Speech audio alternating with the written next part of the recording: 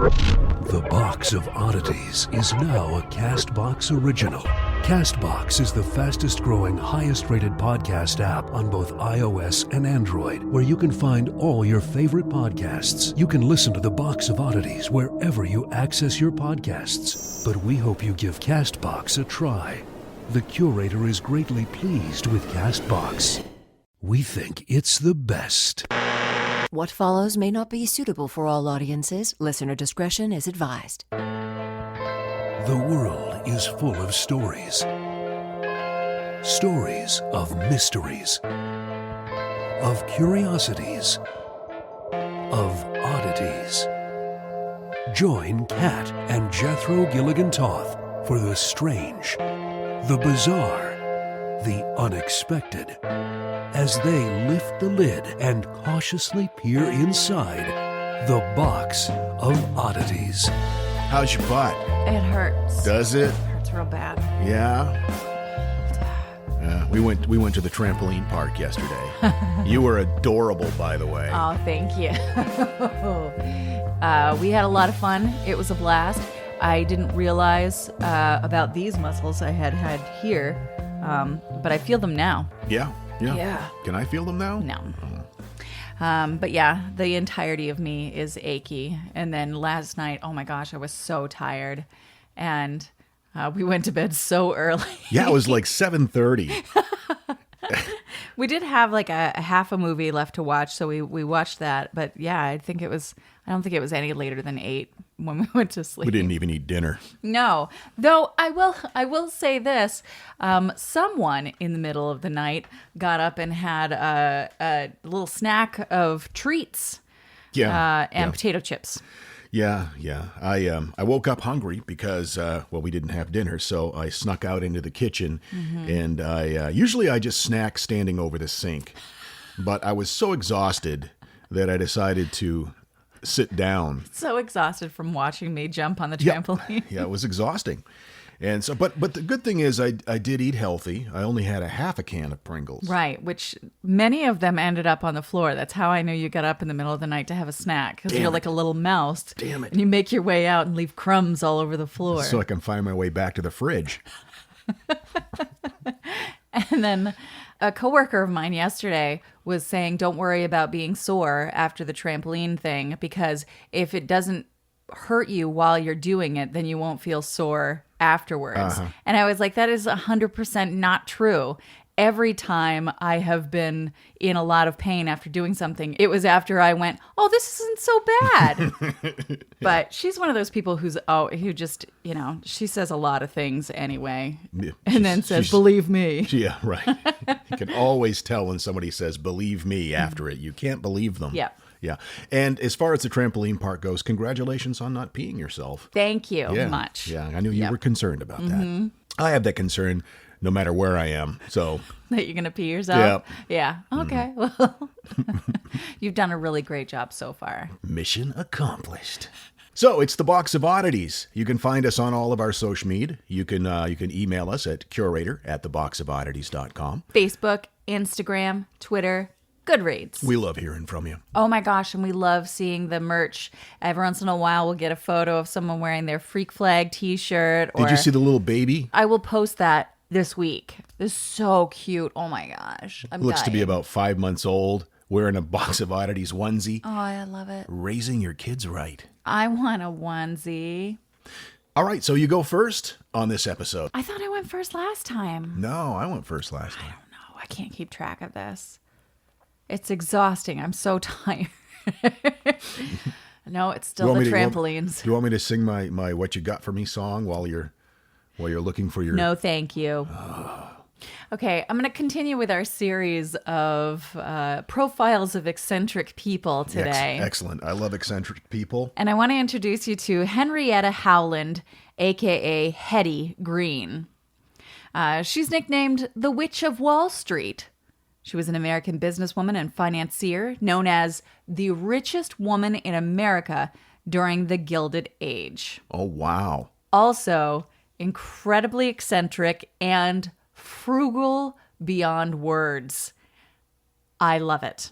I'm loving it so far. So Hetty was an only child, and her mother was pretty sickly after she was about the age of 2, and so her father and grandfather saw to her care. They trained her to handle money shrewdly from a very young age, reading the stock market reports to her as regular parents would read bedtime stories. So this was for real. When she was 13, Hetty became the family bookkeeper. And this was a very wealthy whaling family. Like, they handled their money. They knew what they were doing, and they put their money in the hands of 13-year-old Hetty.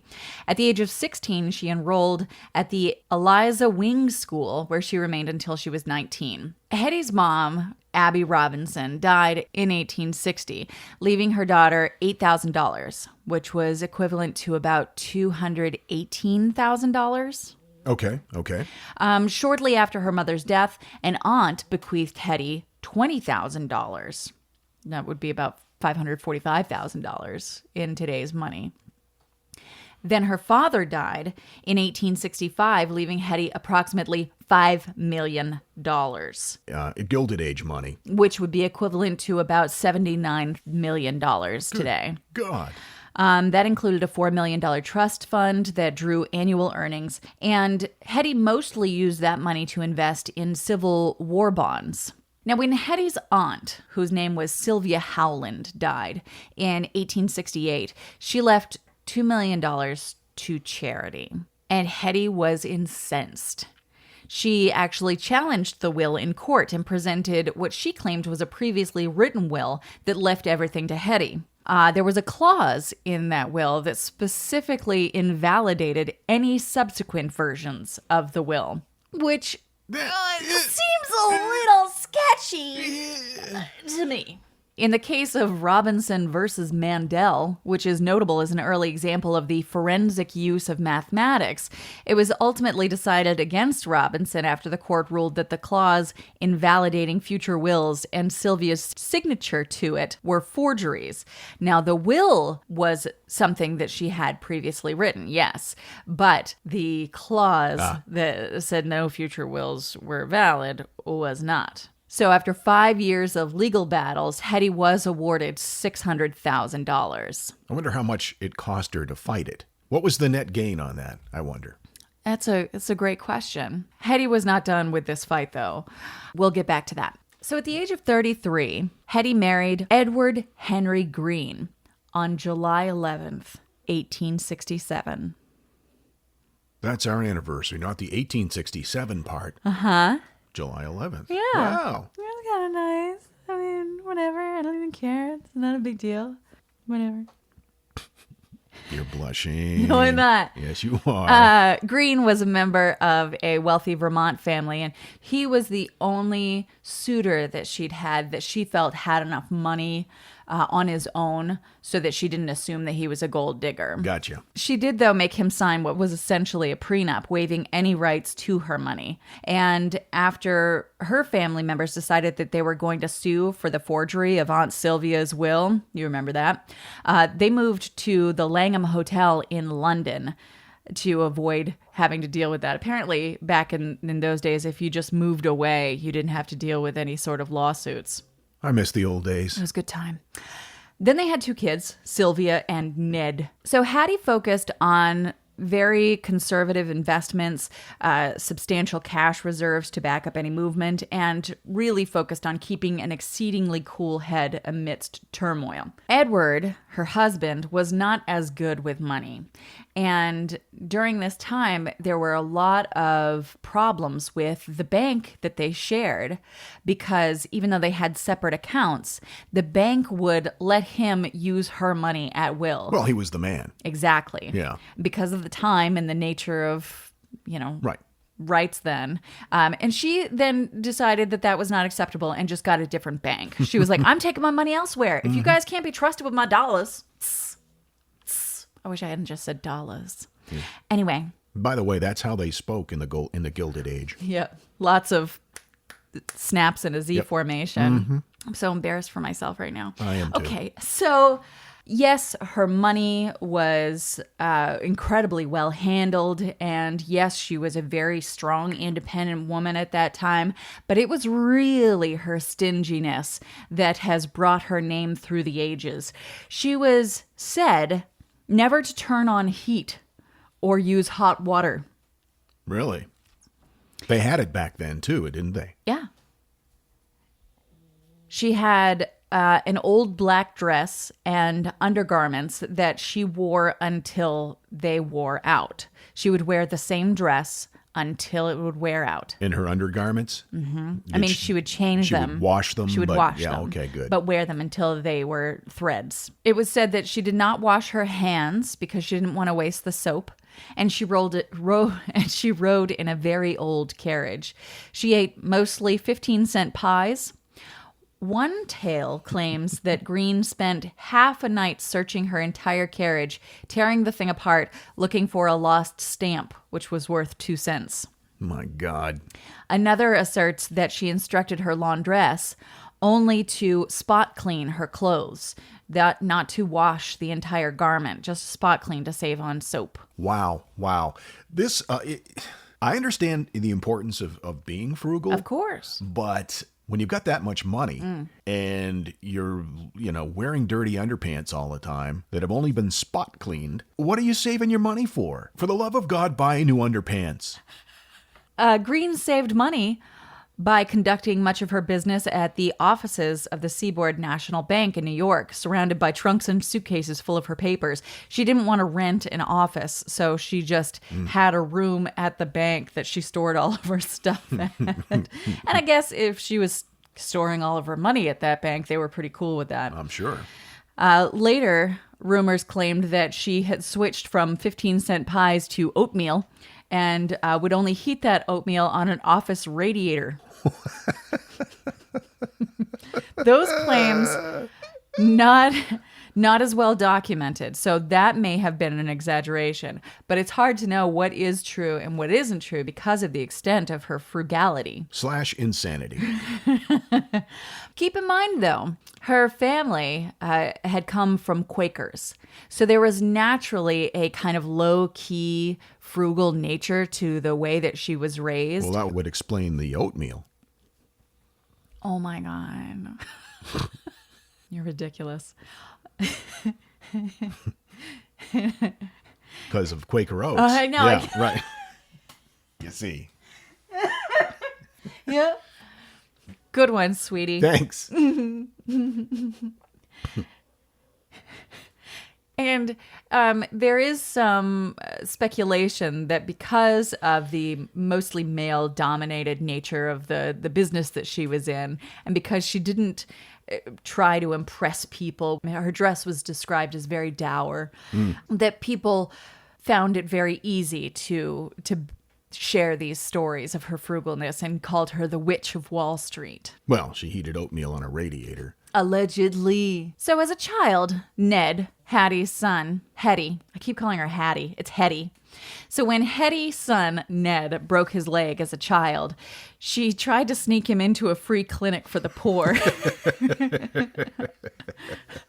Mythic accounts of her storming away after being recognized were shared.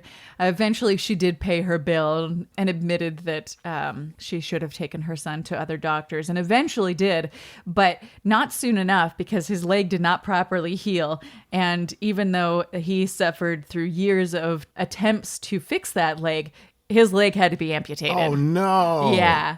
Gee, I'm sorry, Ned, that I cost you your leg because of my frugality.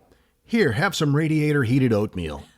When Hetty's kids grew up and they left home, probably very happily, Green moved repeatedly among small apartments in Brooklyn Heights and Hoboken, New Jersey, mainly to avoid establishing a residence permanent enough to attract the attention of tax officials in any one state. Oh, my gosh.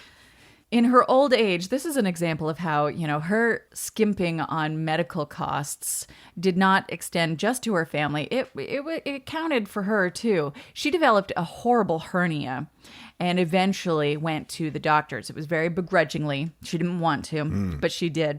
And when she stripped down to her old undies, they discovered that the way that she had been dealing with this hernia and for some time was to jam a stick between her underwear and the part of her body that was jutting out from the hernia. No.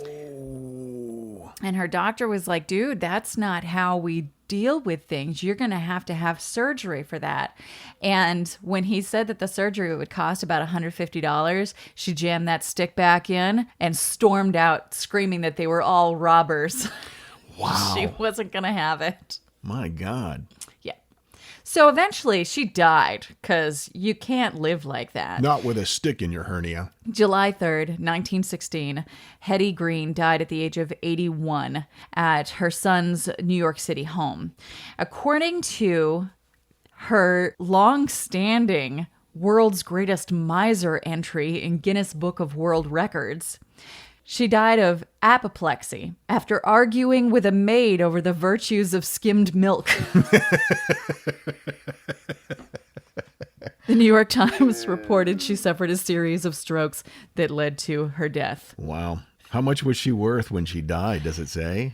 Estimates of her net worth ranged from $100 million to $200 million, which in today's dollars would be about $2.25 billion to $4.5 billion. Wow. So she was like the Gilded Age version of Kylie Jenner. She was something. Well, Kylie gets $1 million just for one Instagram post. Well, we're talking billions. Yeah. Billions. Yeah. Well, I just read an article that said that... Why do you know so much about Kylie Jenner? Moving on. No, it just popped up in my feed that she is estimated to be worth about $1 billion on her own, and that she could, or very close to it, she could be the first self-made female billionaire. But define the term self-made. That implies that you started with nothing.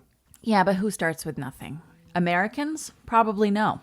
Some Americans. Very few. Americans have already so many advantages over so many. LeBron James. Oh my gosh, LeBron James. Can we talk about his I Promise school and how amazing that is? Here's a guy that started, I just read an article about it. They said that some people are born on third base, and when they score, they get credit for the whole home run. He was born with 2 strikes against him and the base is empty and hit a home run. I would even say a grand slam. I would say a grand slam, yeah. No errors. Right. Shortstop. It's true. Should we be using baseball analogies for a basketball player? Is that rude? Yeah, I didn't make that up. I read it in a news story. They used baseball analogy. Okay. Yeah, she was arguably the richest woman in the world at that time. And she was buried in Bellows Falls, Vermont, next to her husband. In a cardboard box? Probably. Not long before she died, she had converted to his Episcopalian faith so that she could be interred with him. No. Which is kind of nice. That's romantic. Considering that nothing else throughout their storied life together seemed sweet. So that is kind of nice, I thought. It's kind of the way she lived her life, though, not having to do anything until the absolute last minute, even her religious faith. Right. You know, her faith change was essentially a stick in the hernia. In the hernia. Yep. From the Church of Stick in a Hernia. Yeah. So that's the Hetty Green, a.k.a. the Witch of Wall Street. I love it. And now it's time for That Thing in the Middle. That thing in the middle of this episode, ridiculous reasons why people broke up with their significant other. Number 5, every time we French kissed, he said, yummy. Ew. I know. No. I wouldn't be able to show him the door fast enough. No. Can it be called breaking up if you've only kissed once? No. Okay. No. So I would have never entered into a relationship with that ever. No. Yummy. Gross. Ugh. Ugh. Number 4, she would only eat at restaurants that served Mountain Dew. If they did not, she could/would not eat there. I kicked that one to the curb quickly and with no hesitation, because that's insane. Number 3, he smelled like maple syrup. Always. That's fascinating. Wonder if he was Canadian. I would assume so. Or from Vermont. Number 2, she didn't believe in the moon landing. And number 1, His toenails were so long, they clicked on the floor like a dog. And then it says, post-edited from a dog to Jurassic Park raptor. Oh, speaking of which, we have to go. We have to see the new Jurassic Park. Why haven't we seen that yet? I don't know what's wrong with us. Let's go right after we record this episode. Was that the last one? Yep. Okay. You're listening to the Box of Oddities. It's cool. We won't tell anyone. Today I'm going to talk about the unusual life and, more importantly, unusual death of Grigori Rasputin. Or Rasputin, if you prefer. I do not. He was, of course, a Russian mystic and self-proclaimed holy man who befriended the family of Tsar Nicholas II, the last monarch of Russia. This was in the early 1900s. He was born to a peasant family in a Siberian village. He had a religious conversion experience in 1897. And according to Wikipedia, though he held no official position in the Russian Orthodox Church, he was described as a monk. Now, he traveled to St. Petersburg, and they're not really sure if it was 1903 or 1904, but he captivated some of the church and social leaders. He became a local society figure. He met the Tsar in November of 1905. Now, he had these mystical healing powers, allegedly. Mm-hmm. And Tsar Nicholas's son suffered from hemophilia. And since he was Nicholas's only heir, it was important that he get well. So he called Rasputin to come and heal his son. Allegedly, his son got better. At least this is what the Tsar believed. He was considered by some Russians as a mystic, a visionary, a prophet, and by others a religious charlatan. He became closer and closer with the Tsar's family. So close that he apparently started sleeping with the Tsar's wife. Oh. Yeah. Like snuggling up or like boink, boink? Yeah, boink, boink. Oh. While they were fascinated by Rasputin, the St. Petersburg elite did not widely accept him. They looked at him suspiciously because he was jockeying for position amongst the Romanovs, the Tsar and the Tsarina and the family. He once said that in order for Russia to win World War, the Tsar himself had to go and command the troops. And so when the Tsar left to command the troops, he started fooling around with his wife. Ah, I see. Clever. I mean, wrong. Now, he had kind of an interesting religion that combined Christianity with, lots and lots of sex. Oh, so he was a cult leader. Some would say. At one point, he felt that yielding to temptation would kind of burn that out of you, that you wouldn't be tempted anymore. Mm-hmm. You know. No, that's not exactly how that works, sir. So his affair with Tsarina Alexandra wasn't the only affair he had. He cohabited with all kinds of upper-class women in exchange for granting political favors.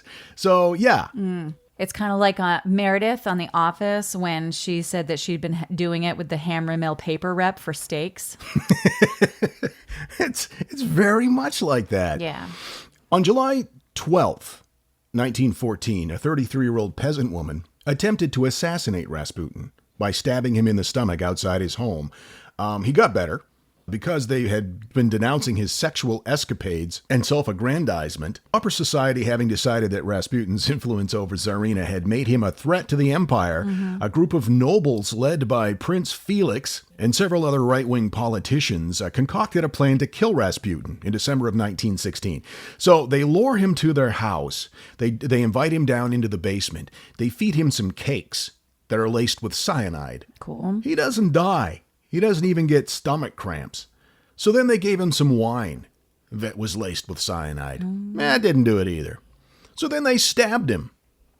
And that didn't do it. But did they stab him with a knife laced with cyanide? I don't know if that's the case or not. Around 2:30 in the morning, his would-be assassin excused himself to go upstairs where his fellow conspirators were waiting. Taking a revolver, he went downstairs into the basement, referring to a crucifix that was in the room, told Rasputin he'd better look at the crucifix and say a prayer, and then shot him once in the chest. Believing him to be dead, they then drove to Rasputin's apartment, wearing Rasputin's coat and hat in an attempt to make it look like he had gone home for the night. So they get back, and he's not dead yet, so they shoot him again, and then they throw him in a frozen river. Oh. Now, his body is recovered. It actually somehow washed up to the shore, and there are rumors that his fingernails and tips of his fingers were bloody from trying to break through the ice. Really? That he was so still he was alive. still alive. Whoa. But Now here's where it gets interesting. Sometime around this point when they found his body, the legend is it was missing one particular part. His dong? Yep. Oh. And they soon discovered why it was he was so popular with the ladies. Because he was a lady? No. He had a 13-inch penis. But it was missing. Oh, it surfaced again. Oh, it surfaced. I see. Yep. Okay. I'm confused. Somebody cut off his wang after he was dead. In the 1920s, a group of Russian women in Paris were said to have gained possession of an item they believed to be Rasputin's penis and began venerating it. The relic may have been kept in a wooden casket, and the legend is that bits were taken off and given to disciples. Oh, no. Rasputin's daughter Maria reportedly heard about the cult, expressing her disapproval in the passing around of her father's dong, apparently, and she was, in strong terms, denounced it. She took possession of whatever it was that they were worshiping. Naturally, there was no solid evidence at this point that it was, in fact, Rasputin's dick. In 1994, an American turned up claiming he'd found Rasputin's dick in a storage locker in California. Allegedly. Rasputin's daughter Maria was living in California, and a lot of her stuff was in a storage locker that he bought. He bought the contents of a storage locker and found Rasputin's penis. Allegedly. It actually, in fact, turned out to be a sea cucumber. Yeah. But now the Museum of Russian Erotica claims that they have it. And Atlas Obscura contributor Kristen Winnett visited and got a picture, which means you can actually see it now with your own two eyes. It's been described as looking a lot like the back leg of a pig. I mean, it's huge. It doesn't look human. I mean, it looks human, but it doesn't look like a human. That would be weird. I have a dong that looked like a tiny person, like with arms and legs. Oh, that would be upsetting. Like just waving at you. No, stop that. Your neck's so long. It's very upsetting. So people now make a pilgrimage to the Museum of Russian Erotica to see Rasputin's dick. But here's the thing. It's not just out on display. You have to go to the gift shop and ask them to let you in to the back room. Well, that's clever. Yeah. And let's face it, there have been cultural obsessions with famous male genitalia. For example, Hitler's penis was supposedly bequeathed to his son Ivan after his death by the Russian army. I did not know this. This is according to Atlas Obscura. Infamous gangster John Dillinger's parts are supposedly housed in the walls of the Smithsonian, although they claim that that's not true. Not inside the wall, but you know what I mean. Yeah, that's weird. And Napoleon Bonaparte's parts, which are sadly only 1.5 inches, and often compared to a shriveled seahorse, according to Atlas Obscura, belong to a man named Evan Latimer, who bought the emperor's package for $3,000 in 1977 at a French auction. The Museum of Russia Erotica's founder, Igor Nyaskin, takes particular pride in the fact that his specimen, which is of dubious origin, is larger than the one attributed to the French emperor. By having this exhibit, he says, we can stop envying America, where Napoleon Bonaparte's penis is kept. It cannot stand comparison to the organ of our 30 centimeters. That's just the weirdest thing ever to be proud of. Well, better that than missiles, you know? I guess that's true. Same thing, though. Yeah. So here's what happens when they let you in to see Rasputin's penis. Okay. Visitors are led into the Rasputin room of the museum, where they're greeted by a life-size figure of the darkly bearded man. Behind him, there is a 5-foot-tall glass case with a round red curtain obscuring something inside. Around the perimeter of the room, number of props and plaques and things like that. One station looks a lot like Rasputin's bedroom, with a bed, a curtain, a side table, and when you walk past an old-style telephone rings, you pick it up.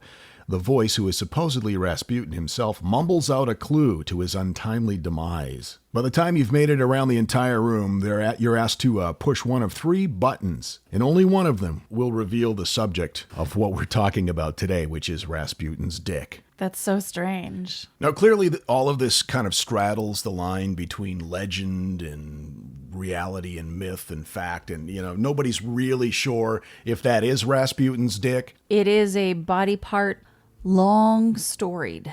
I mean, it's a long story. Really long. But seriously, if this is true, who thinks of doing that? Also, does his wang have healing powers? That's what they say. The idea is that because he was a quote-unquote healer, that his dong now carries those healing powers? Well, apparently it carried some healing powers when he was alive. Sexual healing? Yeah. Is that what you're getting at? Yeah. Sexual healing. Oh. Yeah.